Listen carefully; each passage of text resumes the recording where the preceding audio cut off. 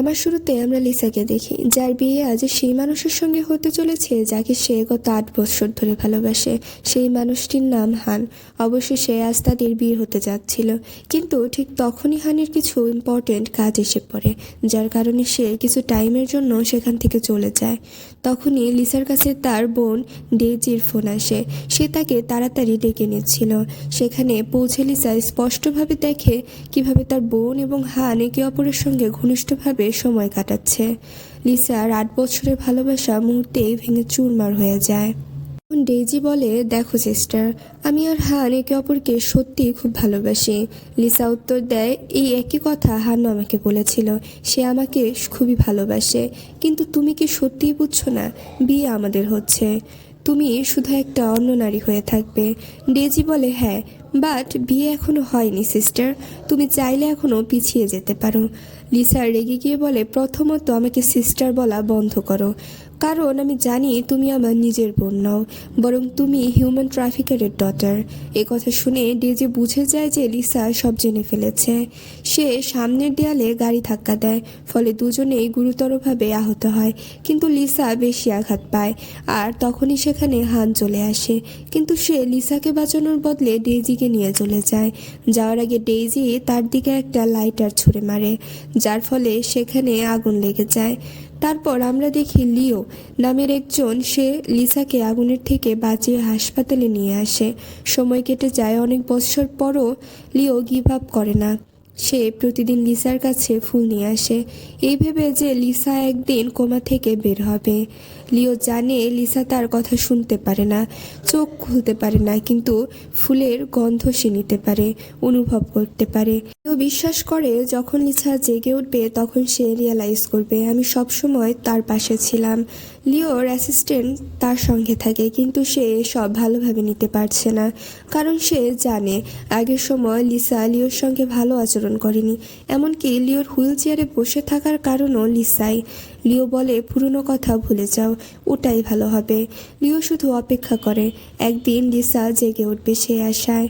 কিছুদিন পর লিসা ধীরে ধীরে রিকভার করতে শুরু করে এবং অবশেষে 2 বছর পর কোমা থেকে জেগে ওঠে। এইমাত্র সে জ্ঞান ফিরে পায়, ডাক্তাররা সঙ্গে সঙ্গেই তার বাড়িতে খবর পাঠিয়ে দেয়। খবর পেয়ে ডেইজি আর হান দৌড়ে চলে আসে। তখন হান তাকে বলে, আমি শুধু তোমাকে এটা জানাতে চাই যে আমি আর ডেইজি ইতিমধ্যেই বিয়ে করে ফেলেছি। এই কথা শুনে লিসার মাথায় অনেক পেইন হতে শুরু করে। সে তাদের বলে, আমার কিছুই মনে নেই, তোমরা কে? আমার ফ্যামিলি না ফ্রেন্ড। এ কথা শুনে হান ভেতরে ভেতরে খুশি হয়ে যায়, কারণ এখন যখন লিসার কিছুই মনে নেই তখন তার জন্য এটি একদম পারফেক্ট সুযোগ। লিসা আর কখনোই তাদের অতীত নিয়ে প্রশ্ন তুলতে পারবে না। এরপর লিসা বলে, আমি জানি যখন আমি কোমায় ছিলাম তখন আমার ফিয়ন্সে আমার যত্ন নিয়েছিল, আমি ওর সঙ্গে দেখা করতে চাই, যদিও কিছু মনে পড়ছে না। কথা শুনে হান নিশ্চিত হয়ে যায় যে লিসা তার ব্যাপারে কোনো কিছুই মনে নেই। ঠিক সেই মুহূর্তে টিভিতে মিস্টার লিওর ইন্টারভিউ চলছিল। তখন হানের মাথায় একটা আইডিয়া আসে। সে লিসার ফোনে লিওর নাম্বার সেভ করে দেয় এবং বলে, এই যে তোমার ফিয়ন্সে, এই মানুষটাই তোমার যত্ন নিয়েছে এতদিন, তুমি ওর সঙ্গে কথা বলো। এটা বলে হান ও ডেইজি সেখান থেকে চলে যায়। লিসা মনে মনে ভাবে, তাই তো বলে, এই মানুষটাকে টিভিতে দেখে আমি কেন এত অ্যাট্রাকশন ফিল করছি। তারপর সে ফোন করে লিওকে বলে, হাই, আমি তোমার ফিয়ন্সে, আমার অ্যাক্সিডেন্ট হয়েছিল আর এখন আমি হাসপাতালে জেগে উঠেছি, তুমি কি আমাকে দেখতে আসবে? লিও লিসার কণ্ঠ শুনে খুব খুশি ও অবাক হয়। সে ভাবে সে আমাকে ফিয়ন্সে বলে ডাকছে কেন। একদিকে হান ও ডেইজি লিফটে উঠছে। ডেইজি বলে, তোমার কি মনে হয় না তুমি লিসাকে মিথ্যে বলে ভুল করছো? হান বলে, দেখো, ওর কিছুই মনে নেই, ও এখন অ্যামনেশিয়ায় ভুগছে, এত তাড়াতাড়ি ও কিছুই মনে করতে পারবে না। আমরা তো প্রথম থেকেই চেয়েছিলাম আমাদের বিয়ে হোক আর ওই স্টোরি থেকে সরে যাক। এখন ও নিজেই চলে গেছে আর আমাদের জীবন একদম নর্মাল হয়ে গেছে, তাই ভাবো লাভই লাভ। ডেইজি বলে, ঠিক আছে, কিন্তু তুমি তো ওকে তোমার আঙ্কেলের নম্বর দিয়ে এসেছো, এটা পরে প্রবলেম ক্রিয়েট করতে পারে। হান বলে, দেখো, আমার আঙ্কেলকে তুমি টিভিতে দেখেছো বটে, কিন্তু সামনাসামনি কখনো দেখোনি। ও খুব বিজি একজন বিজনেসম্যান, তার চারপাশে কোনো ওমেন দেখা যায় না, তাই লিসা ফোন করলেও সে কখনো রিসিভ করবে না। আর যদি দেখা করার চেষ্টা করে তবে অ্যাপয়েন্টমেন্ট পেতে পেতে টায়ার্ড হয়ে যাবে। ধরো কোনোভাবে দেখা হয়ে গেলেও আমার আঙ্কেল খুব রুড পার্সন, সে লিসাকে এমন কথা বলবে যে পরের বার মুখ দেখাতেও সাহস করবে না। এই কথা শুনে ডেইজি খুব খুশি হয়, কারণ হান একদম তার পক্ষে ছিল।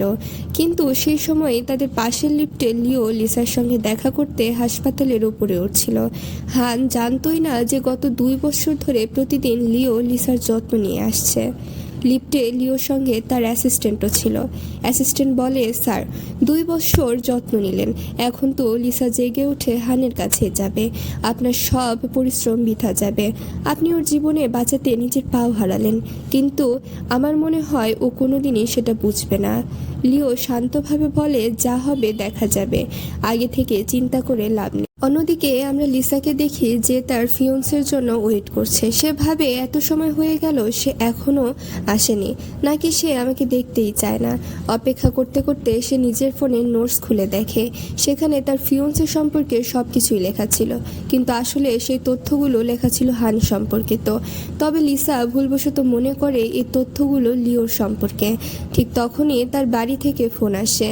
ওপাশে কানটি রেগে গিয়ে চিৎকার করে বলে, আমি এখনই বলে দিচ্ছি, এই বাড়ির সম্পত্তি সব কিছু ডেইজির অধিকার, তুমি কখনোই তার অধিকার ছিনিয়ে নিতে পারবে না। হান আর ডেইজি বহুদিন ধরে একে অপরকে ভালোবাসে। তুমি কোমা থেকে জেগে উঠে এখন নিজের অধিকার জাহির করার চেষ্টা করো না। এই কথা শুনে লিজা অবাক হয়ে যায়।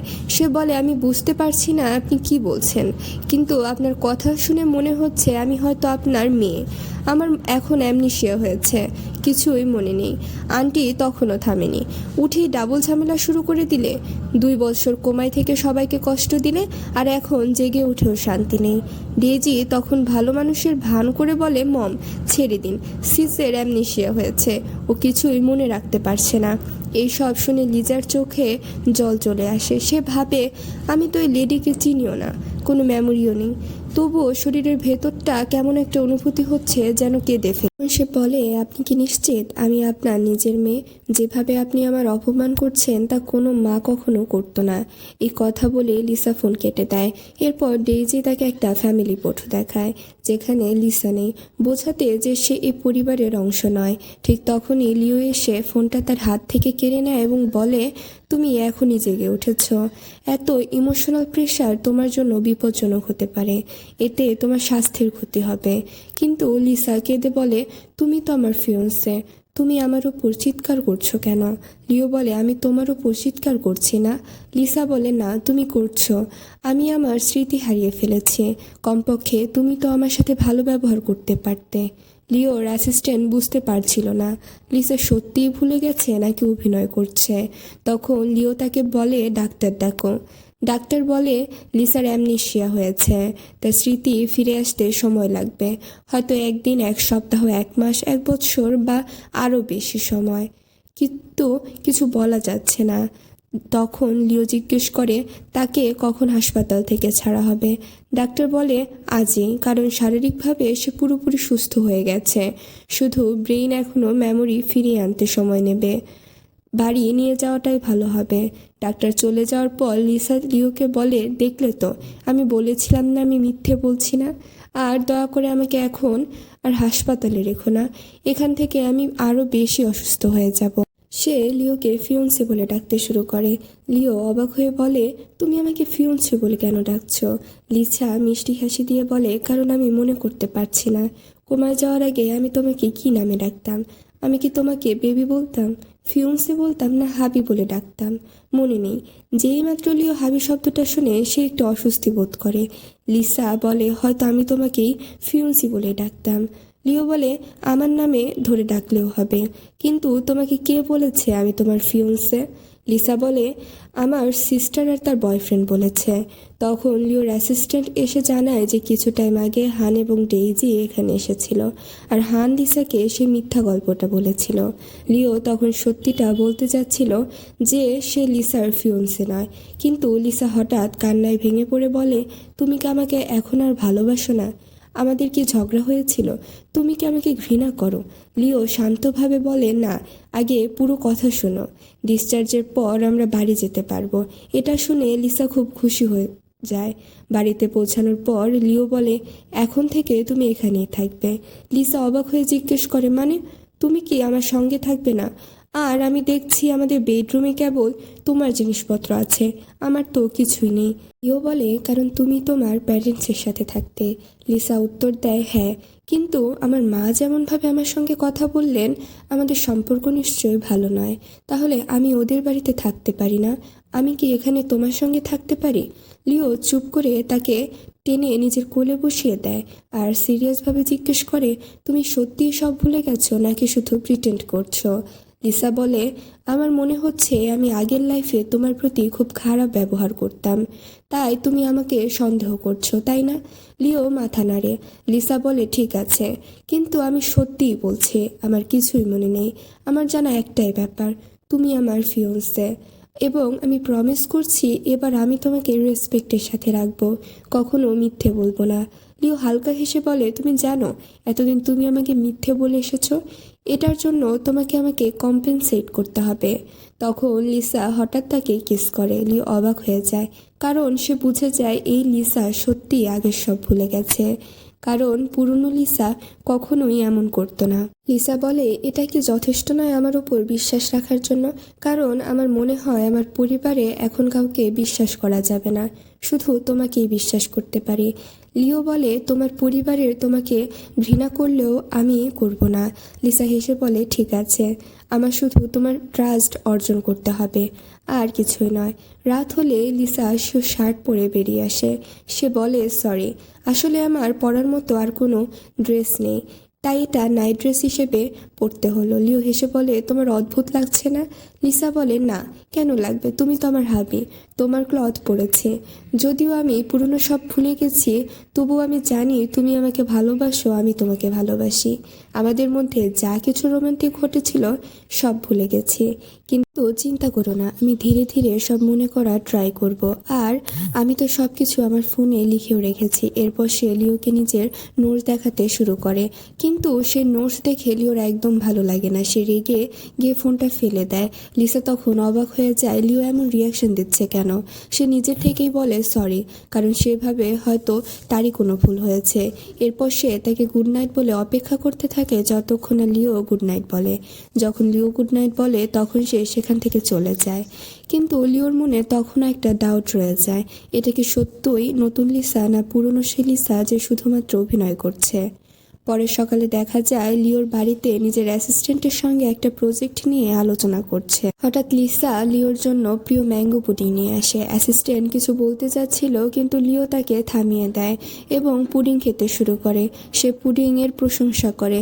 লিসা বলে, ভালো লাগলে আমি এখন থেকে প্রতিদিন তোমার জন্য বানাবো। তখন লিও বলে, তুমি আমার কাপড় আর কতদিন পরবে? আমি তোমার জন্য নতুন কাপড় আনিয়েছি, ওপরে গিয়ে নিজের সাইজ অনুযায়ী চেক করে নাও, আর যদি কিছু কম পড়ে থাকে তাহলে জানিও। লিসা উপরের ঘরে চলে যায়।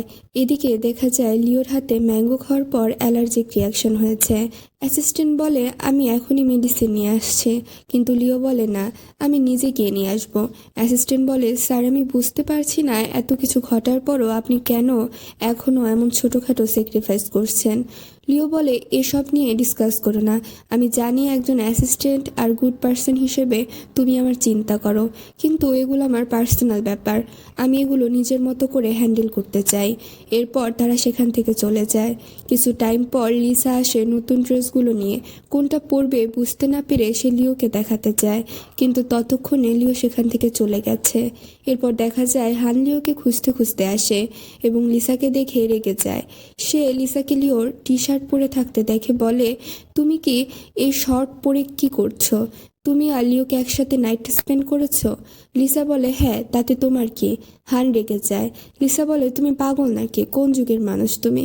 আমি আর আমার স্বামী যদি একসাথে রাত না কাটাই তাহলে কে কাটাবে? তাতে তোমার প্রবলেমটা কোথায়? হান অবাক হয়ে যায়, বিশ্বাস করতে পারে না যে তার নিজের আঙ্কেল লিসাকে বিয়ে করেছে। অ্যাসিস্ট্যান্ট আসে এবং হানকে ভেতরে যেতে বলে। আর লিসার রিয়াকশন দেখে অ্যাসিস্ট্যান্টও বুঝে যায় এটাই প্রথমবার যখন সে দেখলো ম্যাডাম লিসা মিস্টার হানের সাথে এমন বিহেভ করছে। মনে হচ্ছে হয়তো সত্যিই তার স্মৃতি হারিয়ে গেছে। তখন হানি সে লিওকে বলে, আমার বিশ্বাস হচ্ছে না আপনি লিসাকে বাড়িতে নিয়ে এসেছেন। লিও শান্তভাবে জবাব দেয়, তোমার মনে হচ্ছে না এই পরিস্থিতির জন্য দায় তোমারই? কারণ তুমিই লিসাকে বলেছো যে আমি তার ফিয়ন্সে। আর আমার ফোন নম্বরও তুমিই দিয়েছ। তাহলে কি আমার দায়িত্ব নয় বিষয়টা সামলানো? লিও আরও বলে, আসলে লিসা তো তোমার দায়িত্ব, তুমিই তার ফিয়ন্সে। কিন্তু যখন সে জেগে ওঠে এবং তুমি জানতে পারলে যে সে সব ভুলে গেছে, তুমি তার সুযোগ নিয়েছ। তুমি জানো না ভবিষ্যতের ফল কি ভয়ানক হতে পারে। তখন হান বলে, দেখুন, আমি এটা করেছি শুধু এজন্য যে যদি লিসার সত্যিটা জেনে যেত তাহলে ডেইজির জন্য বড় সমস্যা তৈরি হতো। আমি জানি পুরনো লিসা কেমন, যে ডেইজিকে একটুও ছাড়তো না, সারাদিন ওকে বুলি করতো, বিরক্ত করতো। আমি আর ওকে এই পরিস্থিতিতে দেখতে পারছিলাম না। আসলে আমার ট্রু লাভ ডেইজি। আমি আমার জীবনে ওর সঙ্গে কাটাতে চাই, ওকেই বিয়ে করতে চাই। আমি চাই না যে লিসা আমাদের জীবনের মাঝে এসে সব নষ্ট করে দেখ। তখন লিও রেগে গিয়ে বলে, তুমি মনে হয় সব ভুলে গেছো যেদিন লিসা তোমার জীবন বাঁচাতে পানিতে ঝাঁপ দিয়েছিল, আর তখন তুমি প্রমিস করেছিলে যে তুমি ওকে বিয়ে করবে। হান বলে, ওটা অনেক পুরনো কথা, শুধু একটা প্রতিশ্রুতির কারণে আমি তাকে বিয়ে করতে পারবো না। ও রেগে গিয়ে হানকে সেখান থেকে চলে যেতে বলে, কিন্তু লিওর রাগ দেখে হান মনে করে হয়তো লিও চুপচাপ চলে যাবে। পরে আমরা দেখি লিও তার ডায়েরি খুলে বসেছে, যেখানে লিসার একটি ছবি রাখা আছে। সে মনে মনে শুধু এটাই চায় লিসা যেন সুখে থাকে, যত কষ্টই হোক সে তার হাসি ফিরিয়ে দিতে চায়। এরপর দেখা যায় হান যখন বাড়ি থেকে বের হচ্ছে তখন লিসা তার বাড়ি দিয়ে যায়। তারপর স্টোরিটা আমাদের পাস্টের দিকে নিয়ে যায়, যেখানে দেখা যায় শ্যান ফ্যামিলিকে, যার সদস্য লিসা এবং তার ভাই। আর সেই সময় শ্যান ফ্যামিলি তাদের হারিয়ে যাওয়া বায়োলজিক্যাল কন্যাকে ফিরে পায়, যে আর কেউ নয়, ডেইজি নিজে। সেই সময় যখন হান প্রথমবার ডেইজি আর লিসাকে দেখেছিল, ডেইজি পরেছিল সাদা পোশাক। সে ইচ্ছে করেই হানের সঙ্গে ধাক্কা খায়, যেন তার দৃষ্টি আকর্ষণ করতে পারে। এখন আমরা বর্তমান সময়ে ফিরে আসি। হানের মনে আছে যেদিন থেকে লিসা কোমায় গিয়েছিল তার আগ পর্যন্ত সে শুধু হোয়াইট ড্রেসই পরত, কিন্তু এবার লিসা উল্টো হানের উপর রেগে গিয়ে বলে, তুমি কে আমার বাবার মতো আমাকে বলে দেবে আমি কি পরবো? আমার পছন্দ নীল রং, তাই আমি নীল পরবো। আর দয়া করে আমার সামনে বুড়োদের মতো লেকচার দেওয়া বন্ধ করো। এ কথা শুনে হান রেগে গিয়ে তাকে ওয়ালের দিকে ঠেলে দেয়। লিসা তখন চিৎকার করতে থাকে। ঠিক তখনই লিও এসে হানকে বলে, তুমি লিসার থেকে দূরে সরে যাও। লিসা দৌড়ে লিওর কাছে গিয়ে বলে, দেখো না, এই লোকটাকে আমি একদম বুঝতে পারছি না, এর সমস্যাটা কি, সবসময় আমার জীবনে নাক গলায়। লিও তখন হানকে কড়া সতর্কবার্তা দেয়। হান হাসতে হাসতে বলে, ভালো হয়েছে তোর মেমোরি লস হয়েছে, না হলে তো আগের মতোই আমার পেছনে পেছনে ঘুরে বেড়াতি। এ কথা বলে হান সেখান থেকে চলে যায়। লিসা কিছুই বুঝতে পারে না। সে লিওকে জিজ্ঞেস করে, এমন কি ঘটেছিল আগে জানিয়ে ও এমন কথা বলল? লিও বলে, ওগুলো অতীতের অপ্রয়োজনীয় স্মৃতি, মনে রাখার কোনো কিছু নেই। লিসা তখন লিওর সামনে বসে হেসে বলে, কোনো ব্যাপার নয়, এই জীবনে যদি কেউ আমার জন্য সত্যিই কিছু ইম্পর্টেন্স রাখে তবে সেটা হচ্ছে তুমি। এ কথা বলে সে হঠাৎ লিওর গালে কিস করে। এরপর সিন চেঞ্জ হয়। হান গাড়িতে বসে ডেইজির সঙ্গে ইন্টিমেট হতে শুরু করে, কিন্তু তার মাথায় তখনও শুধু লিসার কথা ঘুরছে। সে একদম মনোযোগ দিতে পারছে না। ডেইজি জিজ্ঞেস করে, তোমার কি হলো? হান বলে, কিছু না, যেদিন থেকে লিসা জেগেছে তখন থেকে সে সমস্যা তৈরি করছে। ডেইজি বুঝে যায় হান আসলে ডিস্ট্র্যাক্ট হয়ে গেছে। এমন সময় হঠাৎ সামনে লিসা চলে আসে। ডেইজি দেখে বলে, দেখলে তো, আমি জানতাম এই মেয়েটা মিথ্যে বলছে, ওর মেমোরি আসলে লস হয়নি, ও এখন আমাদের খুঁজতে এসেছে। বলে তারা গাড়ি থেকে নেমে পড়ে, কিন্তু লিসা আসলে তাদের কাছে আসছিলই না, এমনকি তাদের দেখেও নি। তবুও ডেইজি রেগে বলে, সিস, তুমি আবার আমাদের জীবন নষ্ট করতে এসেছো নাকি? হান তো বলেছে ওর আঙ্কেল তোমার ফিয়ন্সে, তাহলে তুমি আবার কেন আমাদের জীবন নষ্ট করতে চাও? হান রেগে গিয়ে বলে, ঠিকই বলেছ, আমি কতবার বলেছি তোমাকে আমাদের পিছনে লাগা বন্ধ করো। আমি তোমার বয়ফ্রেন্ড নই, কিন্তু তুমি আমার কথা কখনো শোনো না। লিসা রেগে গিয়ে জবাব দেয়, যাও হাসপাতালে গিয়ে তোমার চশমার নম্বর চেক করাও, কারণ আমি এখানে এসেছি আমার কাজে, তোমাকে দেখার জন্য নয়। আর হ্যাঁ, আমার বয়ফ্রেন্ড হলো লিও, যে তোমার চেয়ে হাজার গুণে ভালো, তাহলে তার থাকা অবস্থায় আমি কেন অন্য কারো কাছে যাব? এমন সময় ডেজি এসে লিসাকে নিজের ভিজিটিং কার্ড দেয় এবং ইচ্ছে করেই সেটা মাটিতে ফেলে দেয়। ঠিক তখনই লিসার মা এসে হাজির হন এবং গালে এক থাপ্পড় মারেন। তিনি বলেন, তুমি আবার ডেজির সঙ্গে এমন ব্যবহার করছো, তুমি এত খারাপ কবে থেকে হলে? ভালো হতো তুমি যদি কখনো কোমা থেকে জেগে না উঠতে। এবার লিসাও রেগে গিয়ে নিজের মাকে পাল্টা থাপ্পড় মারে। মা অবাক হয়ে বলে, তুমি এরকম সাহস করলে কি করে? লিসা বলে, তুমি তো আমায় আগে মেরেছ, আর তুমি আমার মা বলেই কি যে কোনো সময় আমাকে আঘাত করতে পারো? তুমি জানো না এখানে আসলে কি ঘটেছে। না জেনে না শুনে আবার তুমি আমাকে আঘাত করতে পারো? তুমি হয়তো আমাকে ঘৃণা করো, এই বাড়িতে আমার কোনো ইম্পর্টেন্ট নেই। তাহলে চিন্তা করো না, আমি এসেছি শুধু আমার জিনিসগুলো নিতে, সব নিয়ে চলে যাব। আমি এমন বাড়িতে থাকতে চাই না যেখানে আমাকে কেউ ইম্পর্টেন্ট দেয় না। মা আবার থাপ্পড় মারতে যাচ্ছিলেন, কিন্তু লিসা তার হাত ধরে থামিয়ে দেয় এবং সেখান থেকে চলে যায়। মায়ের খুব কষ্ট হয়, চোখে জল চলে আসে। তখন ডেইজি মাকে শান্ত করে বলে, কোনো ব্যাপার না মা, তাকে যেতে দাও। আপনি জানেনই তো সিরিজ অনেকটা বদলে গেছে, কিন্তু আমি তো আছি না, আপনার আসল মেয়ে। আমি সব সময় ঠিক কাজই করব। আসলে ডেইজি এখানে নাটক করছিল, কারণ সে চেয়েছিল লিসার জায়গা নিতে, এই বাড়ির একমাত্র কন্যা হতে। সে লিসাকে নিয়ে জেলাস ছিল, আর লিসার যা কিছু ছিল সব কেড়ে নিতে চাইতো। লিসা লিওর অ্যাসিস্ট্যান্টের কাছে আসে এবং বলে, তুমি তো আমাকে চেনো তাই না? আমার সম্পর্কে তোমার জানা আছে। অ্যাসিস্ট্যান্ট বলে, আমি কিছু বুঝতে পারছি না, আপনি কি বলতে চাচ্ছেন? লিসা বলে, আসলে আমি জানতে চাই আগের সময় আসলে কি হয়েছিল। অ্যাসিস্ট্যান্ট জিজ্ঞেস করে, আপনি হয়তো অতীতের কথা জানতে চাইছেন। লিসা মাথা নেড়ে বলে, হ্যাঁ, আমি বিস্তারিত জানতে চাই না, শুধু এটা জানতে চাই লিওর পায়ে এমন কি হয়েছিল আর কিভাবে সব ঘটলো। অ্যাসিস্ট্যান্ট তখন ধীরে ধীরে সব বলে, ওটা সেই দিনের ঘটনা যেদিন আপনার আর ডেইজির অ্যাক্সিডেন্ট হয়েছিল। সেদিন হান এসে ডেইজিকে বাঁচিয়েছিল, আর লিও আপনাকে বাঁচাতে গিয়ে নিজের পা কেজো করে ফেলে। আপনাকে বাঁচানোর পর সে প্রতিদিন হাসপাতালে এসে আপনার দেখাশোনা করত, যার কারণে সে নিজের চিকিৎসাটাও দেরিতে শুরু করেছিল। এই কথা শুনে লিসার মন খুব খারাপ হয়ে যায়।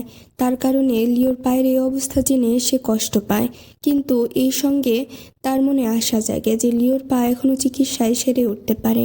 ঠিক তখনই লিও সেখানে আসে। তার লিসা দৌড়ে গিয়ে তাকে শক্ত করে জড়িয়ে ধরে। অ্যাসিস্ট্যান্ট বুঝতে পারে যে সে খুব ভালো কাজ করেছে, এই সত্যটা লিসাকে বলে দিয়ে। লিসা কাঁদতে কাঁদতে বলে, সরি লিও, আমি আমার আগের জীবনে খুবই খারাপ ছিলাম।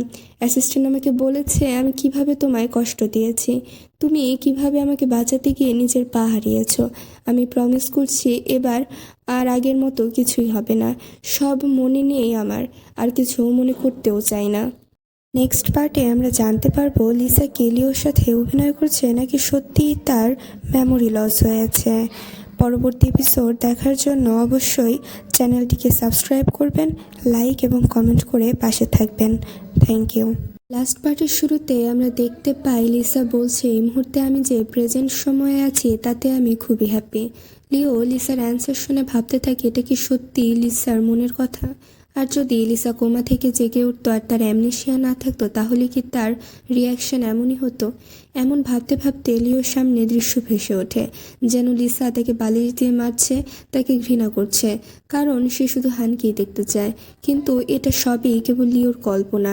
তবুও প্রশ্নটা রয়ে যায়, যদি ফিউচারে কখনো লিসার স্মৃতি ফিরে আসে, তাহলে কি সে লিওকে এইভাবে ভালোবাসবে? ঠিক তখনই লিসা লিওকে জোরে জড়িয়ে ধরে। লিওর সিদ্ধান্ত নেয় যে সে এখন শুধু প্রেজেন্টেই বাঁচবে, না কোনো ওভার থিঙ্কিং করবে। এরপর লিসা ঘুমাতে যাচ্ছিল, কিন্তু তখনই তার ভাইয়ের মেসেজ আসে। ভাই রেগে বলছে, তুমি আমাদের ডেইজিকে এমন কি বলেছ যে সে কাঁদতে কাঁদতে বাড়ি ফিরে এসেছে? চুপচাপ বাড়ি এসে ক্ষমা চাও। লিসা খেপে যায়, কারণ সে কিছুই ভুল বলেনি। সে ভাইকে ভয়েস মেসেজ পাঠিয়ে দেয়, আর আমি কিছু ভুল করিনি। আর তাছাড়া আমি ওই বাড়িতে আর ফিরবো না। যদি এতই সমস্যা হয় আমার জিনিসপত্র প্যাক করে বাইরে ফেলে দিও, আমি বাইরে থেকে নিয়ে যাব। ঠিক তখনই লিও আসে। লিসা বলে, আমার ফ্যামিলি আমাকে এত ঘৃণা করে কেন? কারণ আমি কি তাদের অ্যাডপ্টেড মেয়ে? লিও শান্তভাবে বলে, না, আসলে ডেইজি যখন 4 বছরের ছিল আর তুমি 5, তোমরা লুকোচুরি খেলছিলে, তখনই সে লুকিয়েছিল, আর তারপর থেকেই সে হারিয়ে যায়। সেই ঘটনার পর থেকেই সবাই তোমাকে দায়ী করে। লিসা বলে, কিন্তু যতক্ষণ ডেইজি ছিল না সবাই আমাকে এর সঙ্গে ভালোই আচরণ করতো। ডেইজি ফেরার পর থেকেই সব শুরু হয়েছে। লিও বলে, ব্রেইনে এত প্রেশার দিও না। লিসা বলে, ঠিক বলেছ, এমন লোকদের নিয়ে আমার সময় নষ্ট করা ঠিক নয়। এরপর লিও তার জন্য মিল্ক নিয়ে আসে। লিসা মিল্ক খেতে খেতে হাসে আর তাদের মধ্যে একরকম একটা ক্লোজনেসে তৈরি হয়, যা শেষে এক কিসে তারপর একটা গভীর ইন্টিমেট সিনে তৈরি হয়। পরের দিন লিসা বাড়ি ফিরে যায়। বাড়ি ফিরতেই তার ভাই তাকে অপমান করতে থাকে। লিসা বলে, ছোট ভাইয়ের মতো আচরণ করো, না হলে এমন মারবো যে কথা বলতেও পারবে না। ভাই রেগে বলে, আমার তোমার সঙ্গে কথা বলার কোনো ইচ্ছে নেই, যাও গিয়ে রান্না করো। লিসা হাসে, আমি রান্না করব? এই বাড়িতে কি ন্যানি নেই? ওর ভাই বলে, তুমিই তো সবসময় রান্না করো, আজও তোমাকেই করতে হবে। সবাই নিজেদের খাবারের অর্ডার দিতে থাকে। আর লিসা বুঝতে পারে এতদিন যে সে বাড়িতে কাজের মেয়ে হিসেবেই ছিল। তখন ন্যানি ওয়াশার তার উপর চিৎকার করতে থাকে। তখন লিসা বুঝতে পারে এই বাড়িতে আসলে তার কোনো মূল্যই নেই। সবার নিজের কথা বলছে আর লিজা কেবল তাকিয়ে আছে। তারপর সে বলে, ঠিক আছে, যদি কেউ রান্না না করে তাহলে সবাইকে না খেয়ে থাকতে হবে, কারণ আমি কারোর জন্য রান্না করব না। তখন ডেইজি অ্যাক্টিং করতে শুরু করে, দেখো আমি জানতাম সিস আমাকে ঘৃণা করে, আমার ফেরা উচিত ছিল না, রাস্তায় রাত কাটিয়ে দিলে হয়তো সবাই সুখে থাকতো।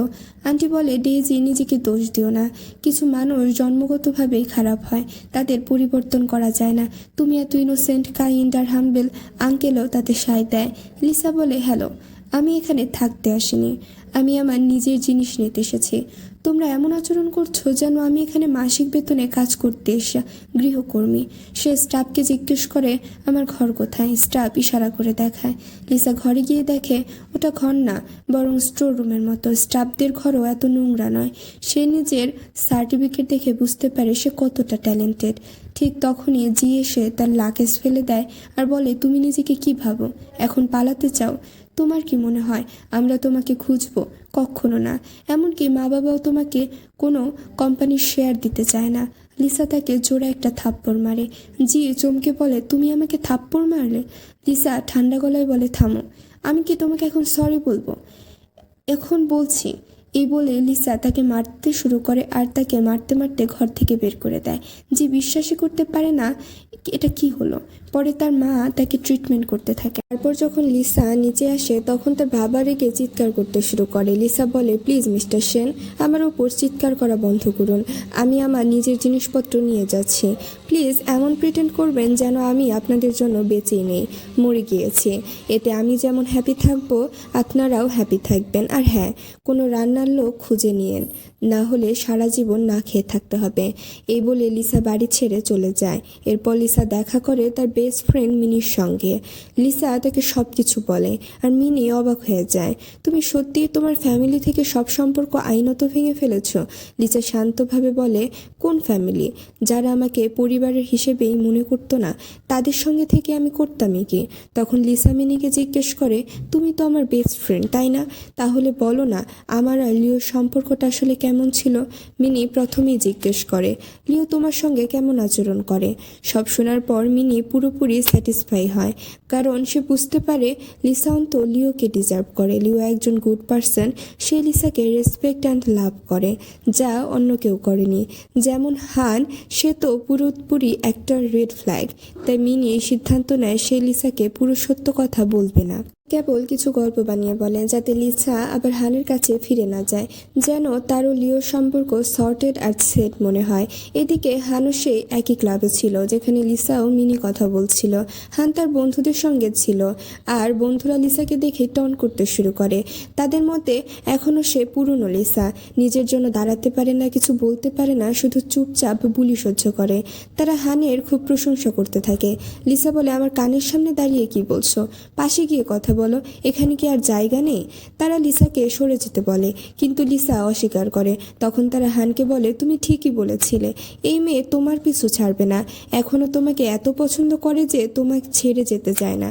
এই কথায় হান হাসে। লিসাও হাসে আর বলে, মানতে হবে, তোমরা তো তোমার বন্ধুর মতোই পুরো বোকা।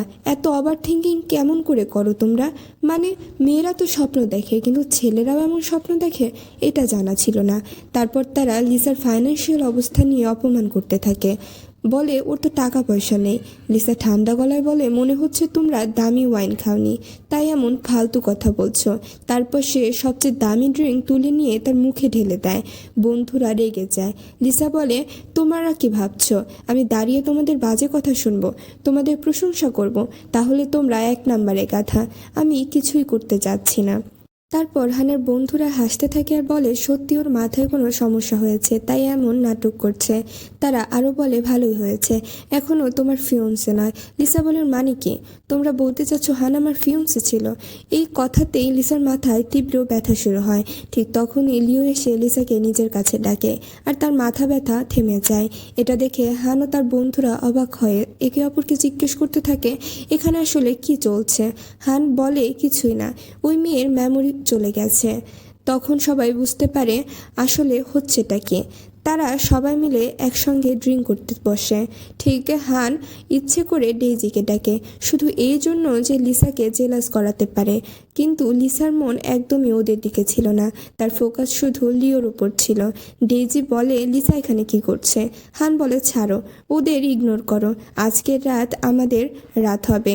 এরপর তারা গেম খেলতে শুরু করে, একটা কার্ড গেম, যেখানে যার কাছে কিং কার্ড থাকবে তাকে বিপরীত জেন্ডারের কাউকে কিস করতে হবে।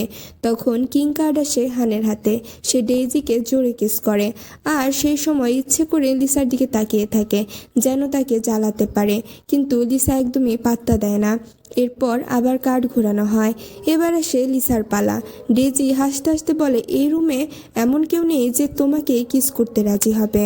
আমাটির আর একটি এপিসোডই আছে। লাস্ট পার্টে আমরা জানতে পারবো লিসা আসলে কাকে কিস করে এবং লিসার স্মৃতি কি ফিরে আসে। সে কি লিওকেই ভালোবাসবে নাকি হানের কাছে ফিরে যাবে? তখন লিসা শান্তভাবে বলে আমাকে অন্য কাউকে কিস করার দরকার কি, যখন আমার ফিয়ন্সি এখানে আছে। এই বলে সে লিওকে কিস করে। যখন হান ডেইজিকে কিস করে তখন লিসার কিছুই হয়নি, কিন্তু এখন হানের ভেতর হিংসায় জ্বলে পড়ে যাচ্ছে। রেগে গিয়ে সে লিওকে কথা শোনাতে থাকে। লিও বলে তোমার প্রবলেম কি? তুমি নিজের ফিয়ন্সিকে কিস করতে পারো, আর তাহলে আমার ফিয়ন্সি আমাকে কিস করতে পারবে না কেন? আর এটা তো একটা পাবলিক গেম, তাই আমি মনে করি না তুমি আমাকে কিছু বলার অধিকার রাখো। এই কথা বলে হান রাগে ফেটে পড়ে আর জায়গা ছেড়ে চলে যায়। ডেইজি তখন বুঝতে পারে ধীরে ধীরে হান তার হাতের মুঠো থেকে বের হয়ে যাচ্ছে। তাকে যেভাবেই হোক হানকে আবার নিজের দিকে টানতে হবে আর লিসা থেকে মন সরাতে হবে। পরে লিসা আর লিও সেখান থেকে চলে যায়। যখন তারা ফিরে তখন হানের বন্ধুরা সন্দেহ করতে শুরু করে হান কি লিসার জন্য জেলাসি ফিল করছে নাকি জেলাসির চেয়েও বেশি কিছু অনুভব করছে। তারপর যখন হান জানতে পারে যে তারা দুজনে বাড়ি চলে গেছে, সে রেগে গিয়ে সোজা তাদের বাড়িতে পৌঁছায়। সেখানে দেখা যায় লিসা শান্তভাবে লিওর কোলে মাথা রেখে ঘুমাচ্ছে। হান আসলে এসেছে কথা বলতে। সে বলে লিও তোমার লিসার সঙ্গে এমন করা উচিত নয়। লিও জিজ্ঞেস করে কেন নয়, কারণটা বলো। কিন্তু হানের কাছে কোনো কারণ থাকে না। তখন লিও বলে দেখো, তুমি তোমার সীমা অতিক্রম করো না। যেমনিতে তুমি তাকে আগে থেকেই মিথ্যে বলেছিলে, এখন এটা ভেবো না যে তোমার কাছে ফিরে এসে সব ঠিক করে নেবে, কিন্তু মিথ্যেটা ফিরিয়ে নিতে পারো। কিন্তু শুনে রাখো, লিসা এখন থেকে আমার দায়িত্ব। আমি তার জন্য এমনকি আমার পরিবারের সঙ্গেও সম্পর্ক ছিন্ন করতে পারি। তাই কোনো সিদ্ধান্ত নেওয়ার আগে খেয়াল করো, আমি লিসাকে প্রোটেক্ট করতে প্রস্তুত আছি। কেউ তাকে স্পর্শও করতে পারবে না। হান দাঁড়িয়ে ভাবতে থাকে। ঠিক তখনই সে কিছু বলবে, লিও বলেই ওঠে সরি, আজ না, এখন রাত হয়ে গেছে, আমাকে লিসাকে নিয়ে বেডরুমেও যেতে হবে, তুমি এখান থেকে চলে যেতে পারো। এরপর আমরা লিসা আর লিওকে দেখি। পরের সকালে লিসা একটি ডায়েরি বানিয়েছে। ডায়েরিটা সে সব কিছু লিখে রেখেছিল। লিও বলে ডায়েরি? মনে আছে গতবার তুমি ফোন ছুঁড়ে ফেলেছিলে, তাই আমার মনে হয় আমাকে ডায়েরিতে সব কিছু শুরু থেকে লিখতে হবে। একটা নতুন লিও আর একটা নতুন লিসার গল্প। কিন্তু সে লিওকে এক অনুরোধ করে তার ট্রিটমেন্ট নিয়ে। লিও প্রতিজ্ঞা করে তাকে ট্রিটমেন্ট নেওয়াতে হবে। তার একসাথে এক্সারসাইজ শুরু করে। ধীরে ধীরে সে হাঁটতেও শুরু করে। এরপর লিও শাওয়ার নিচ্ছিল। লিসা বাইরে দাঁড়িয়ে আছে। লিও বলে তুমি যেতে পারো, এখানে তোমার হেল্প লাগবে না। লিসা বলে না না, যদি তুমি পা পিছলে পড়ে যাও তো আমাকে অল টাইম তোমার সাথে থাকতে হবে। সেই লিসা কথা বলতে বলতে ভেতরে চলে আসে। লিও একটু লজ্জায় পড়ে যায়। লিসা বলে দেখো, এখন আমার সাথে কথাটা রিপিট করো। আমরা চিরকাল প্রতিটি মিনিট প্রতিটি সেকেন্ড একসাথে থাকবো।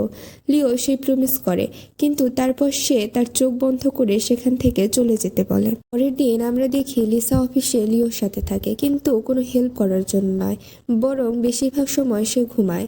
সেদিনের ফোর্থ ন্যাপ নিয়ে ওঠে। লিও বলে, এটা ভালো হবে যদি তুমি কোনো একটা রুমে গিয়ে ঘুমিয়ে যাও, রাত হলে আমি তোমাকে জাগিয়ে দেব। লিসা বলে, না না, এখন আমাদের রোম্যান্স করার সময়।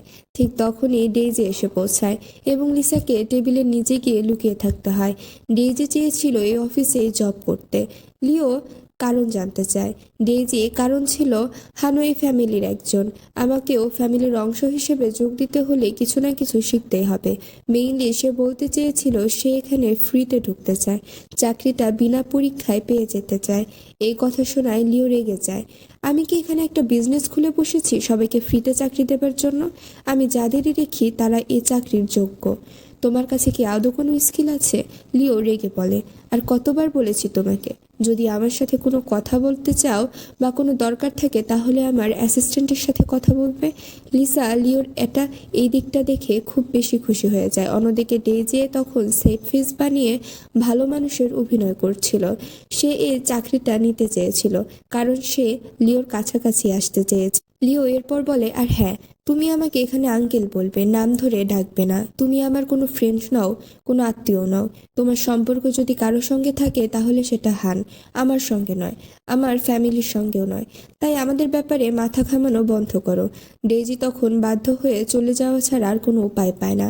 তখন তার প্ল্যান ফেল হয়ে যায়। অন্যদিকে আমরা দেখি লিসা ও লিওর রোম্যান্স চলছে। এরপর ডেইজি কাঁদতে কাঁদতে বাড়ি ফিরে অভিযোগ করতে থাকে, আমার সঙ্গে কত খারাপ আচরণ হয়েছে, আমাকে মেরেছে, টর্চার করেছে। সে ব্যাপারগুলো এমনভাবে বাড়িয়ে বলছে যে পরিবারের লোকেরাও তার জন্য দুঃখ ফিল করছে, চিন্তা করছে। ডেইজি আসলে সব দোষ লিসার ঘাড়ে চাপিয়ে দিচ্ছিল, যেন মনে হচ্ছিল সব দোষ লিসার। জি রেগে গিয়ে বলে, ও মেয়ে আমাদের বাড়ি থেকে চলে গেছে, তবুও আমাদের পিছু ছাড়ছে না। এই লিসার অবসেশন আমাদের জীবন থেকে কবে যাবে? আঙ্কেল বলে, ঠিকই বলেছ, আসলে ওকে তো আমাদের বাড়িতে রাখাই উচিত হয়নি। আমাদের আদর যত্ন ওকে আরো নষ্ট করে ফেলেছে। আন্টি বলে, হ্যাঁ, ওই দিন যদি ডেইজি না বরং লিসাই হারিয়ে যেত আর কখনো ফিরে নিয়ে আসতো তাহলে আমাদের পরিবারের জন্য কতই না ভালো হতো। এই সব শুনে ডেইজি ভেতরে ভেতরে খুশিতে ফুলে ওঠে, কারণ এখন ঠিক যেমনটা সে চেয়েছিল তার ফ্যামিলি ঠিক তেমনটাই করছে। পরের দিন সকালে হান এসে লিওর কাছে অভিযোগ করে, আর লিও তার লিসাকে একসঙ্গে ক্লোজ অবস্থায় দেখে রেগে যায়। লিসা বলে, তোমার সমস্যাটা কি?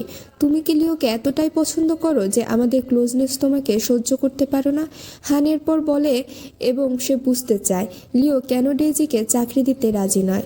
লিও তার কারণ স্পষ্ট বলে দেয়। হান বলে, তো সমস্যা কি? এই মেয়েও তো এখানে ফ্রিতে কাজ করছে তোমার পার্সোনাল অ্যাসিস্ট্যান্ট হয়ে। লিসা সঙ্গে সঙ্গে বলে, এক্সকিউজ মি, আমার ওপর এমন অভিযোগ তুলো না। আমার সার্টিফিকেটগুলো দেখবে, দেখে অবাক হয়ে যাবে। তুমি যতটা পড়োনি তার থেকেও বেশি আমি পড়াশোনা করেছি। লিও তখন শান্তভাবে বলে, দেখো, আমরা এখানে শুধু তাদেরই হায়ার করি যারা দায়িত্ববান আর দায়িত্ব ঠিকভাবে নিতে পারে। লিসা তাদের মধ্যে একজন। আর যদি তুমি ডেইজির এত চিন্তা করো তাহলে চাইলে আমি তোমারও রেজিগনেশন বানিয়ে দিতে পারি।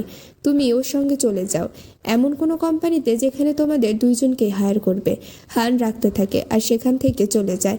এরপর সে আর ডেইজি দুজনেই সরাসরি ডাক্তারের কাছে যায়, জানতে যে লিসা আসলে নাটক করছে নাকি তার সত্যি স্মৃতি চলে গেছে। ডাক্তার তখন স্পষ্টভাবে জানায় তার মেমোরি সত্যিই লস হয়েছে। এরপর আমরা দেখি লিওকে, সে শাওয়ার নিতে যাচ্ছিল। ঠিক তখনই লিসা এসে পড়ে। সে ইতিমধ্যেই বাথরুমে ছিল। লিও বলে, দেখো, বাইরে যাও, আমি নিজেই গোসল করতে পারি। এত বছর ধরে আমি তো নিজেই গোসল করেছি। লিসা হাসতে হাসতে বলে, না না, আমি তো আছি না, আমি তোমাকে সাহায্য করব। লিও বলে, দেখো, আমি তোমার ইচ্ছাটা খুব ভালোভাবেই জানি। লিসা পাল্টা বলে, তাহলে সমস্যা কি? আমি তো রেডি আছি, আর কি চাই? কিন্তু লিও বারবার তার ফিজিক্যাল রিলেশনের প্রপোজাল রিজেক্ট করছিল, কারণ সে জানতো লিজার স্মৃতি এখনো পুরোপুরি ফিরে আসেনি। আর যদি কখনো স্মৃতি ফিরে আসে তখন সে হয়তো এসব ঘটনার জন্য রিগ্রেট করবে। এই ভেবে লিও কিছুই করতে চায়নি, বরং ওকে সে ঠেলে পাঠিয়ে দেয়। এরপর লিসা চলে যায় মিনির কাছে, সব ঘটনা খুলে বলে। মিনি বলে, সত্যি, যদি আমি ওর জায়গায় হতাম আমি তো তোমাকে ডিনাই করতাম না, আমি তো তোমাকে এঞ্জেল ভাবতাম এবং সেই সুযোগটা হাতছাড়া করতাম না। লিসা হেসে বলে, হ্যাঁ তাই না, আমিও তো তাই ভাবছি, কিন্তু বুঝি না সে আমার থেকে দূরে কেন সরে যাচ্ছে। মিনি আসলে সব কিছুই জানতো লিও আসলে খুব কাইন্ড পারসন, আর সে কখনো কারোর সঙ্গে ভুল কিছু করবে না, তাই সে সত্যিটা লিসাকে বলেনি। তারপর সে বলে, কেননা তুমি অন্য কোনো ট্রিক ইউজ করে দেখো, যদি এতেও তোমার ওপর একটু ইমপ্রেস হয়। ঠিক তখনই ডেইজি আর হান এখানে আসে। ডেইজি লিসাকে বলতে আসে, আমি তো চাই তোমার মেমোরি ফিরে আসুক, কিন্তু হান বলে এর মেমোরি ফিরে না আসাই ভালো। ঠিক তখনই লিসার মাথায় অনেক পেইন হতে শুরু করে, এত তীব্র যে সে সহ্য করতে পারছিল না। কিন্তু হঠাৎই লিওর কথা মনে পড়ে এবং তার মাথা ব্যথা উধাও হয়ে যায়। তারপর লিসা এমনভাবে ডেইজি আর হানকে জবাব দেয় যে তারা রাখতে রাখতে সেখান থেকে চলে যায়।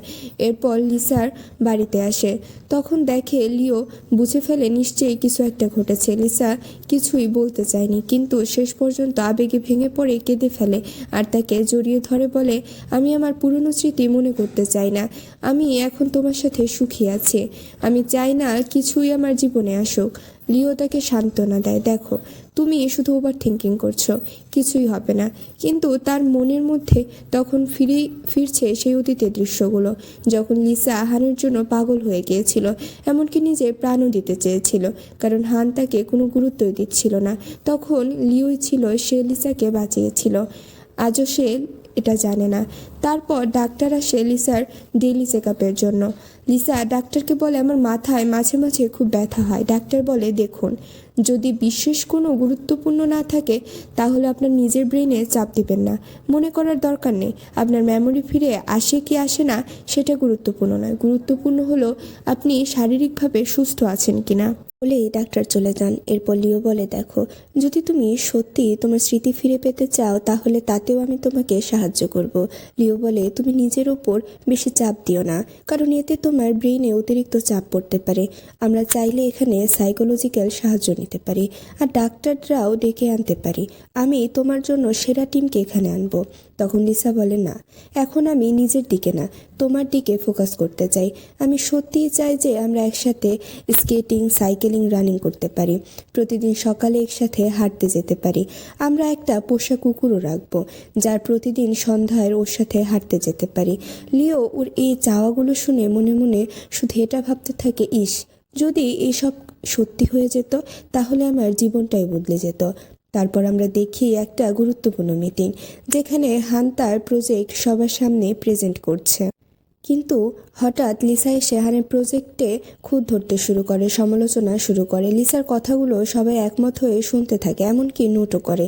এতে হান খুব রেগে যায়, কিন্তু লিও সিদ্ধান্ত জানায় এখন থেকে এই প্রজেক্টের দায়িত্ব লিসা নেবে, ও হবে নিউ টিম লিডার। এই সিদ্ধান্তে হান মনে মনে ক্ষুব্ধ হয়ে যায়, আজও ও আমার প্রেজেন্টেশন ছিনিয়ে নিয়েছে, কাল হয়তো আমার পজিশনটাও কেড়ে নেবে, আমার কোম্পানি থেকে বের করে দেবে।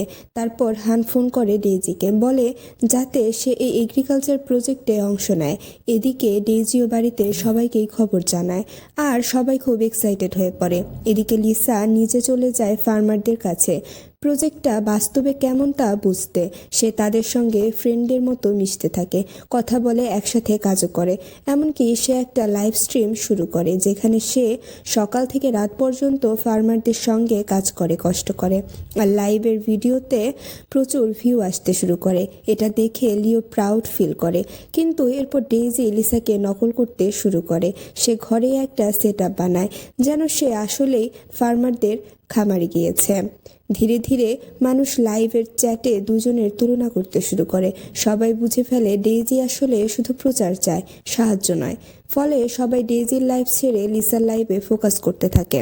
দেখে ডেইজির বাবা মা ও আত্মীয়রা লিসাকে ফোন করে বকতে থাকে। লিসা কলটা কেটে দেয়, কিন্তু নিজের ভুল ঢাকতে ডেইজির দোষটা লিসার উপর চাপিয়ে দেয়, যাতে সবাই ভাবে ও কত ভালো, কত ক্যাপেবল মেয়ে। যখন হান আসে তখন সে আবার ভিকটিম কার্ড খেলে, যেন সেই বেচারি। তখন হান তাকে বলে, চিন্তা করো না, আমরা সব ম্যানেজ করে নেব।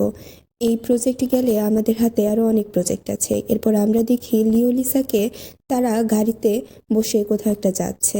লিও তখন লিসার হাতে ব্যান্ডেজ করছিল। লিসা বলে এতটাও গভীর ক্ষত নয়, কিন্তু লিও তার কথা শুনে না, যত্ন করে ব্যান্ডেজ করতে থাকে। এরপর দেখা যায় লিও লিসার জন্য অপেক্ষা করছে। তখন ডেইজি আসে এবং তাকে সিডিউস করার ট্রাই করে। ডেইজি বুঝে গেছে হান যতই বড় হোক, লিও তার থেকে বেশি প্রভাবশালী। সে ভাবে যদি আমি লিওকে নিজের নিয়ন্ত্রণে আনতে পারি তাহলে আরও ক্ষমতা আর টাকা পাবো, আর লিসার ওপরও পাওয়ার খাটাতে পারবো। কিন্তু লিও স্পষ্ট বলে দেয় আমার থেকে দূরে থাকো, আমার তোমার কোনো সাহায্যের প্রয়োজন নেই। ঠিক তখনই সেখানে লিসা এসে পড়ে। ডেইজি রেগে যায়, কারণ লিও তার সামনে থাকা সত্ত্বেও শুধু লিসার দিকেই তাকাচ্ছে, তার দিকে নয়। লিসা তখন লিওর সঙ্গে যাওয়ার জন্য প্রস্তুত ছিল, কিন্তু ঠিক তখনই হান এসে যায়, আর সে জানতে পেরে যায় যে লিও ও লিসা একই বেডরুমে ঘুমায়। এই কথা শুনে হান প্রচণ্ড রেগে ওঠে। লিও তখন বলে, হান, মনে করো তুমি ঠিক কি বলেছিলে। এটা বলে সে লিসাকে নিয়ে সেখান থেকে চলে যায়। তখন হান রিয়েলাইজ করে যদি সে লিসার স্মৃতি ফিরে আসে তাহলে ও আবার আমার কাছে ফিরে আসবে। তখন সে বুঝতে পারে যে সে আসলে ডেইজিকে নয়, লিসাকেই ভালোবাসে। যদিও সে ডেইজিকে কিছু বুঝতে দেয় না, কিন্তু ডেইজি তার আচরণ দেখে বুঝে ফেলে। হান চায় লিসার স্মৃতি ফিরে আসুক, যেন লিসা তার কাছে আসে আর সে দুইটা মেয়েকে নিজের কাছে রাখতে পারে। এরপর আমরা দেখি কিছু ফার্মার ডেইজিকে ধরে মারতে আসে, কারণ সে তাদের ঠকিয়েছিল। তখন লিসারও একটা লাঠি লাগতে যাচ্ছিল, কিন্তু ঠিক তখনই লিও হুইল চেয়ার থেকে উঠে তাকে বাঁচায়। মানে লিসার পরিশ্রম সফল হয়। তবে এই ধাক্কায় লিসার পেটে প্রচুর প্রেসার পড়ে আর সে সেন্সলেস হয়ে পড়ে। হাসপাতালে এসে ধীরে ধীরে তার সব স্মৃতি ফিরে আসে। অন্যদিকে ডেইজি তখনও সব দোষ লিসার ওপর চাপাচ্ছিল, কিন্তু ঠিক তখনই লিসা নিজেই সেখানে এসে উপস্থিত হয়। সবাই তার উপর চিৎকার করছে, আর তখনই লিসা বলে, আপনারা জানেন না আসলে কার মেয়ের জন্য লড়াই করছেন আপনারা। তারপর লিসা সত্যিটা ফাঁস করে দেয়, ডেইজি আসলে এক হিউম্যান ট্রাফিকারের মেয়ে। যে মানুষটা তাকে লুকানোর চেষ্টা করেছিল সেই আসলে অপরাধী। লিসা বলে, বিশ্বাস না হলে ডিএনএ টেস্ট করতে পারেন, কিন্তু খেয়াল রাখবেন টেস্টের সময় সামনে থাকবেন, কারণ এই মেয়ে এত চালাক যে রিপোর্টও বদলে ফেলতে পারে। এরপর সে প্রমাণ দেখায়, ডেইজি ছবি আর ভিডিও, যেখানে স্পষ্ট দেখা যায় যে সত্যি সে পাচারকারীর মেয়ে। সবাই সত্যিটা বুঝে ফেলে। তখন হানও বুঝে যায় আমি কত বড় বোকা ছিলাম যে এমন একটা মেয়ের পেছনে ছুটছিলাম। হান আর ডেইজি নিজেদের মধ্যে ঝগড়া শুরু করে দেয়। এদিকে লিসার পরিবার তার কাছে ক্ষমা চায়, কিন্তু লিসা তাদের ক্ষমা করে না। সে বলে, তোমরা আমাকে এত বছর ধরে যেমন ব্যবহার করেছো তাতে পরিষ্কার বুঝেছি তোমরা আমার পরিবার হতে পারো না। রক্তের সম্পর্ক থাকলেও এই সম্পর্ক আমি আর চাই না। সে পরিবার থেকে সব সম্পর্ক ছিন্ন করে চলে যায়। হান তার থেকে সুযোগ চাইতে থাকে, কিন্তু লিসা স্পষ্ট বলে, তোমাকে তোমার কাজের শাস্তি এখন ভোগ করতে হবে, সেটা ভালোভাবে সহ্য করো। তারপর দেখা যায় লিও জানতে পারে যে লিসার স্মৃতি ফিরে এসেছে। সে বুঝে নেয় এখন লিসার আর তার প্রয়োজন নেই। 5 দিন পরে লিসা আবার হাসপাতালে ফিরে আসে এবং চিৎকার করে বলে, তোমার প্রবলেম কি? 5 দিন ধরে বলছো সে ভালো নেই, আমাকে দেখাও করতে দিচ্ছ না। এখন তো ঠিক আছে, এখন আমি ওকে দেখতে যাব। সে জোর করে ভেতরে ঢোকে আর দেখে লিও একদম সুস্থ আছে। লিসা রেগে গিয়ে তাকে বকা দিতে থাকে। লিও বলে, সরি, তোমাকে মিথ্যে বলেছিলাম। লিসা হেসে বলে, থ্যাঙ্কস এই মিথ্যে বলার জন্য, কারণ এটা আমাকে শেখালো আসল ভালোবাসা কাকে বলে। লিও তখন খুব খুশি হয়, কারণ লিসা তাকে নিজের ভালোবাসায় স্বীকৃতি দিয়েছে। কিন্তু সে এখনও আশা করতে রাখতে চায় না। কিন্তু তখনই লিসা নিজেই সামনে এসে তাকে বিয়ের জন্য প্রপোজাল দেয়। লিওর তো আনন্দে আত্মহারা হয়ে যায়। সে লিসাকে কিস করতে এগিয়ে আসে, আর লিসাও নিজে থেকেই তাকে কিস করে। এই সুন্দর দৃশ্যের মাধ্যমে আমাদের ড্রামাটা শেষ হয়ে যায়।